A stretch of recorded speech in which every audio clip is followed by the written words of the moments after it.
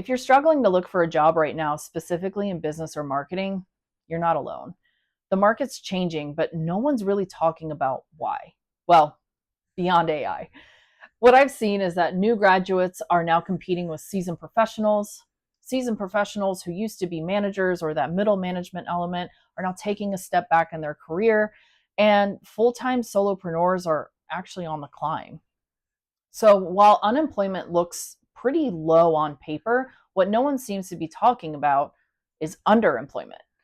So I'm going to give a quick example before I jump in. I recently spoke with a recent grad, and this person made it to the final stage of an interview process, and it was for a social media manager role, I believe, or specialist role, paid about $50,000 a year, entry level, 1 year, 2 years max experience. And this person in the final round lost out to someone with 10 years of experience. It's just bizarre. Anyway, in this video, what I'm going to talk about is really breaking down what's happening out there, what you can do to navigate it. So I'm going to break this down into two audience segments. Those of you who are just coming out of your undergraduate, so age point 22 to 28, but then also those who, like me, a millennial who's kind of having to shift or rethink things. So I'm going to break down facts, what's happening, and then dig into some of my key takeaways or things that I might recommend to you. So before we get started, I'm Kellie Vivanco, and what I do is real talk on marketing, career, and instilling confidence. Let's call it that. I have 15 years in marketing, corporate marketing experience, and I have gone solopreneur. So I am part of the statistic. So let's kick this off. Let's talk recent graduates first. What is going on out there? Let's talk some stats. First and foremost, from what I've seen, various sources are showing that unemployment for recent grads is right around that 6%. So some sources are saying that's about double. I think the unemployment overall is about 4% right now. But I think what's astonishing to me is that hiring is down. So I saw a recent article, which I'll link here, is 16% lower in hiring than 2024. And I believe it was 44% lower than in 2022. So again, hiring is down. I think the one thing that no one's really talking, I'm sure people are talking about, but I'm just not seeing in my LinkedIn feed, is economic uncertainty. And I think this is the key driver for a lot of organizations pulling back on hiring.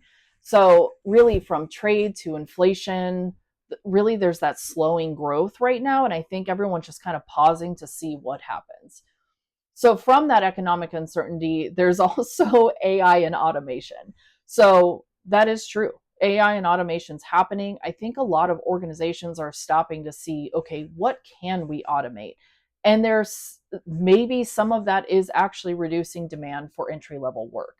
And so that's why you're going to start to see, and again, I hear this from a lot of recent grads, that they're starting to see, oh, I have to have 1 to 3 years experience or 3 to 5 years experience. How the heck do I get that when I'm just coming out of my undergrad and I have really great internship, really great, experience from school? How do I translate that into 3 to 5 years experience? So yes, that is happening. And then, of course, there's the competition, right? We do see that in tech specifically, there's just a lot of layoffs right now. So I think that is increasing competition and just also just a part of this unfortunate storm, we'll call it. And another thing that I'm seeing too, and this is going to kind of translate into some of my tips, but I think a lot of employers are looking for specializations. So for instance, when I graduated my degree in journalism, it was a specific skill that translated to the real world, right? I was a strong writer, strong editor, and I could apply that to my career in marketing. And then I got my start, right? More on that later. But that said, I think a lot of employers are really looking for what is your niche specifically in marketing. So you think, ooh, I should go get that Salesforce certification or HubSpot because I want to fall under operations. So I want to understand workflows and identifying customer journeys and things of that nature. So I think that's a piece that a lot of employers are looking for, is that specialization. And again, you can get certified in just about everything these days, but is it worth it? I'll talk a little bit on that in just a moment. I think there's also something happening for seasoned professionals. So first and foremost, millennials, have you heard of the great flattening? Because it's happening. The great flattening, and again, multiple sources, you can Google it, but I'll drop a few examples here. Middle management roles are just being eliminated. So I saw this crazy stat that there's been layoffs in management have increased 400% since 2022. So in 3 years, there's been this massive decrease in that middle management. So it's tough for, again, I can speak from experience for us millennials. We've sort of been coached, trained, you name it, to climb this corporate ladder. And now we're at a point where middle management is just being eliminated. So again, the great flattening, a lot of sources are talking about it. Go check it out. But unfortunately, it is happening. I'd also like to spend some time just talking about underemployment. So mid-career professionals are, and I'm sure this is happening again at all scales. You might see a VP or a leader taking a step back into director or even senior manager level roles, the ones that are there, right? You see managers stepping back into coordinator or specialist type roles.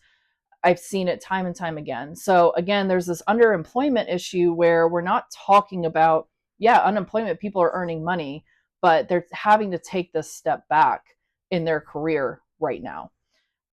I think the other big thing with underemployment that I wanted to talk through is, I think I'm certainly a takeaway of this, that I have always grown in the next role that I will take. What does that mean? It means I've either taken a higher title, a higher pay, in order to grow. And unfortunately, that's just not happening. So there's a ton of stats and a ton of resources out there that are speaking to the fact that those jobs and those leaps just aren't happening. And I've seen it even with interviews I've taken in the last 6 months or so, where if I don't have very, very specific experience, meaning I have to prove I have done the job in order to get the job or get to the next level, that has never happened in my career before. Previously, it would be, okay, she's got the chops, she's willing to learn, she's adaptable, great, come on in. And that's been really just about every job that I've had. And that is just not the case today. And again, I think that speaks to that underemployment problem. Another big piece, and again, super important, but AI fluency is expected at this point. So I see this all over my LinkedIn timeline and whatnot. Any of the high level recruiters that I follow, they all speak to the fact that if you are not fluent in AI, meaning you got to be able to speak to more than just yeah, I use ChatGPT to help with my emails. No. What specific AI programs are you using? How does it help your day to day? What are you doing to prompt AI? I mean, very, very specific AI issues, then I think you're going to be looked over. I've found that most interviews are now asking these questions, and if you can't speak easily about AI, it's going to be a real problem. And I think we could take that AI piece, and again, this will come up with a tip, but I think we could take that AI piece and think about the fact that you should be using AI to tailor your entire interviewing, resume, you name it, experience. But more to come on that. One other fact that I do want to cover, and a positive, one other fact is that some industries are still growing. So pivot. It's possible that you can pivot. So cybersecurity, healthcare, of course, AI, climate technology, federal contractors. I've seen that there's been some growth there. I see a lot of jobs around that posted. I've heard some good success stories. So if it's possible for you to pivot at this time, or again, just something to look into, maybe you do have that experience and it's an industry that you can go back to. Definitely check that out, because I do see that those industries may not be getting hit as big as some of the others. Okay, so now it's tip time. So let's talk first to our recent grads. Based on what I've covered so far, if you're a recent grad really looking for a full-time professional gig in your specific field, these are my tips. So tip one, we're going to talk about AI again. I'm not sorry about it because it's just necessary at this point, but Again, familiarity with AI. I mentioned this on the facts for seasoned professionals, but it is so critical to be using AI. So if you went through a program that was really hesitant on AI in your undergrad studies, I think that's completely understandable. But I think now is the time for you to take a course, learn online, watch some YouTube videos, whatever it may be, but become AI literate. And again, it's got to go beyond just write this email for me. And by the way, always send a thank you follow up to anyone you interview with. That is not too old school. And whatever you do not use AI to write it. Write it first. You can ask AI to, clean it up in a tone. Fine. Okay. But please, please, please write it yourself because we can tell. Um, I'd say next up is broaden your search and network intelligently. What do I mean by that? It's kind of a compound takeaway here. So broaden your search. First and foremost, look around locally. So consider some of the less popular fields where you're going to be up against steep competition. And I get it, it might be your dream job and you might have a chance, right? I'm not saying don't go for it by all means. However, if you're struggling or if you're just trying to figure out how do I get started? How do I get that first job out of college? Look at the small, mid-sized companies. Look locally. What about some local trade organizations? And what I mean by that is like your local contractors, your local construction sites or businesses. What about carpenters? I don't know. You name it. But all of these are businesses. I think about like there's a local pest control that I see they're actually hiring quite often for marketing. So things like that, look into those jobs because I think that's where there's a really big opportunity to get in and start your marketing career. And I'll be honest, that's exactly where I got my start. I graduated in 2009 with an undergraduate in journalism. And I thought for sure I would be set to go. Unfortunately, it was rough times. I actually took my first job in retail and then I kept searching. And my first job was for a private investigation company who works specifically with insurance providers looking to send a PI out to identify if there's any false claims. Let's put it that way. So I was hired to be an editor. And what that meant is I was editing videos. And so you think PI in the field taking videos, ensuring that video aligned with their report. So I'm editing the report, cleaning it up, and then also making sure that the video matched, pulling timelines and things like that. Now, what's great is it gave me my start before I ever even got into marketing, but it's cool because video editing is still something I do today. So, hey, who knew?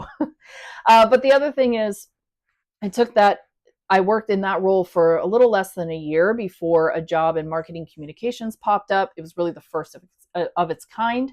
I put in with, I don't know, 5 other people in the company. They wanted to hire within, and I was lucky enough to land the job. And that is how I got my start in marketing. So again, I remember at the time tough, right? Because I was making $12 an hour as an editor. And when I got that promotion, I think it went up to about 14 an hour. So it's tough. You graduate pretty well off in school. You do really well. You perform well. My internships were great. But unfortunately, that's just how it was. But I can't even say unfortunately because I gained so much great experience. Some of my leader from back then who hired me to be the marketing individual is someone I still look to today as just the picture of leadership.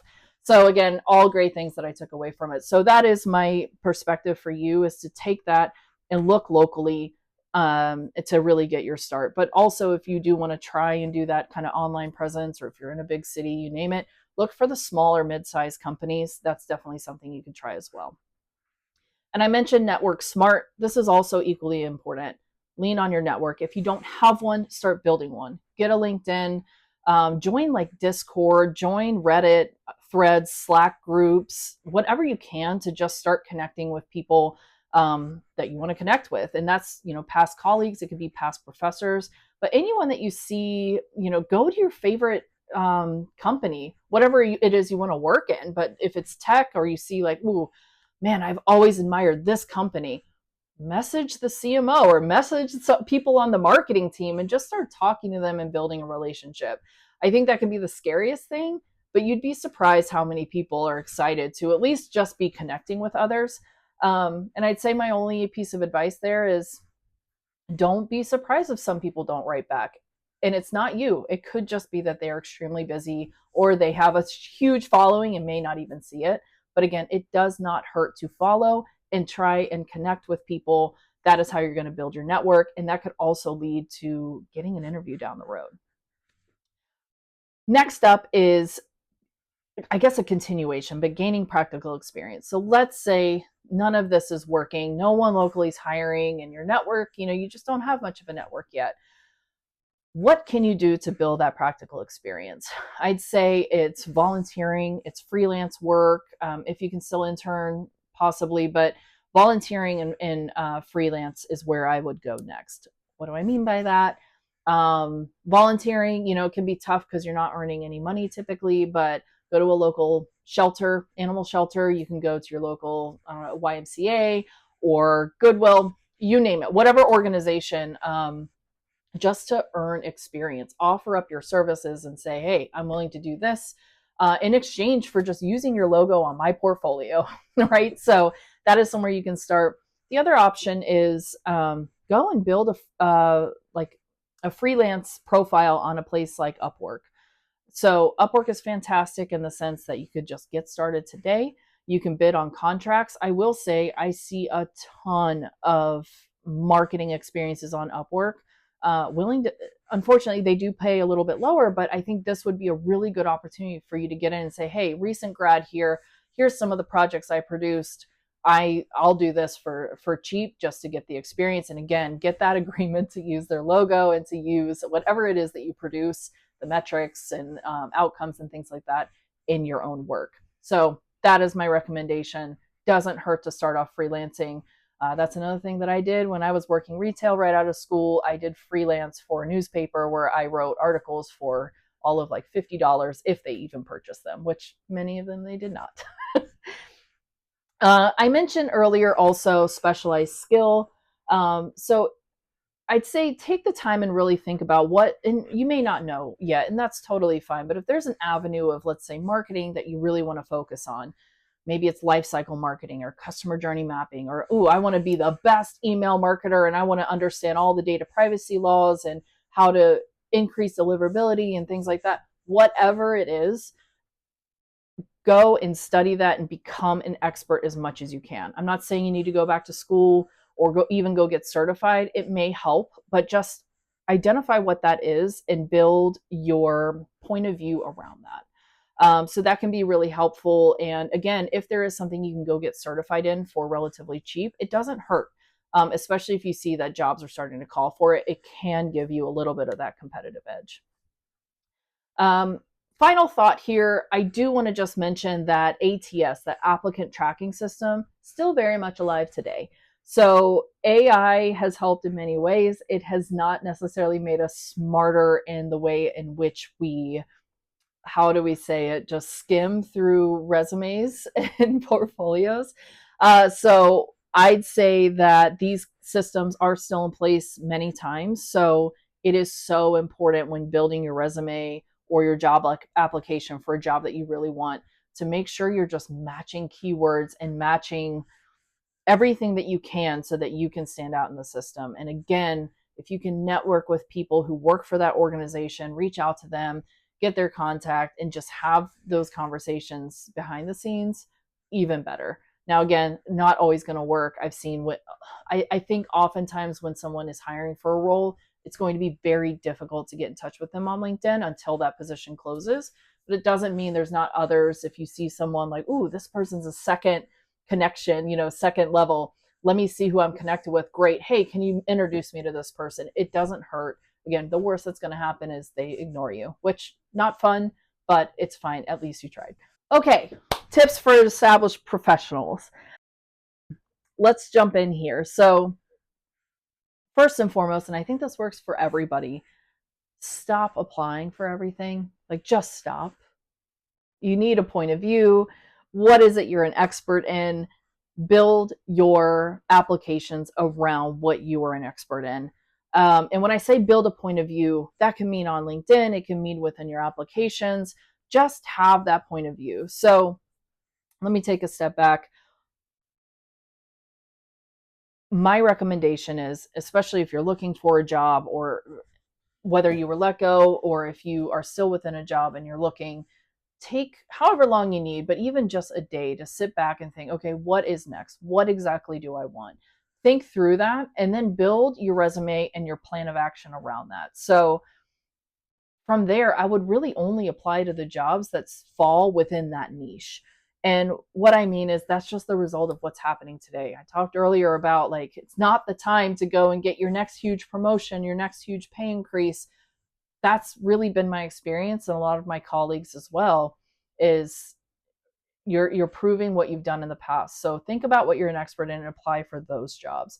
Put in the time to develop quality applications instead of that quantity, because I'll tell you what, in the past, I have applied for so many jobs in a single week, and the ones that I just don't put the effort into, and I think I am, right, because I'm doing really quick updates to my resume, but I'm not adapting my resume to suit their needs, to answer their pain points. I am just simply updating my quick summary. I don't get any phone calls. So that's point number one. Let's talk about AI really quick. I'd say, most importantly, do not lose your voice. So as marketers, I think we can oftentimes get in our own way, and we can often just talk in circles or talk in high corporate jargon. Let's call it that. We are unfortunately very good at that.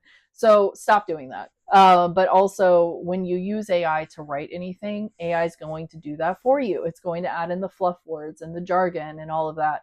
So my advice is always start with your own perspective, start with your own voice. And then if you want to use AI to refine it, to implement the right tone, or even to just say, like, hey, AI, can you just make this sound, like it reads for a fifth grader? Sometimes I write that. I'm not even kidding. So, and I'd say this is also a good point to put your SEO knowledge to work. So again, implementing those keywords from the job description, or even the mission and values of the company in which you're applying for, instilling or infusing some of those words into your resume and your application package can be really impactful. Again, even if it's just to bypass that first stage of ATS, but most importantly, just to be able to speak to and stand out among the competition. Like I said, for undergraduates, don't be afraid to network. This is probably fairly obvious in today's age, but I know that a lot of people looking for jobs right now, the majority of them are getting that first interview because of their network. So just reaching out, having a conversation. I wouldn't necessarily start following people. I would go in and connect with them. Now, when you try and connect, you're going to automatically follow. That's fine. Great. Follow along. But it's so important to connect and start building your network. I talked about earlier on, some industries are still growing. So if it's a time to pivot, or if you think you can pivot, or if there's something in which you can study a little bit, or take a course in, or take a certification, or just watch some YouTube videos to learn a little bit more, anything you can do, even like go and pick up a quick job on Upwork for freelance, so that you can get a little bit of experience in a different industry. Again, cybersecurity, healthcare, AI, climate tech, all of that is growing as far as I can tell. So is there anything that you can do there in order to kind of get your shoe in? And one final tip, I think probably at all of this point in your career, you will know this, but I have to say it because I would be remiss if I did not. Ensure that your resume is leading with outcomes and not just tactical deliverables. So, for me, if I said, like, I managed email strategy, cool, great.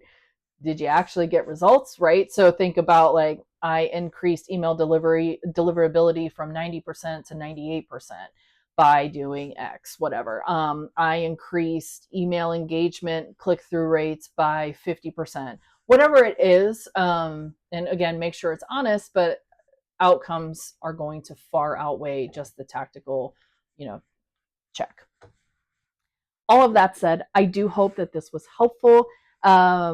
If it was, please hit subscribe and let me know in the comments, what's your biggest challenge in today's job market? And also, did I forget anything? Anything else I should be sharing? Let me know.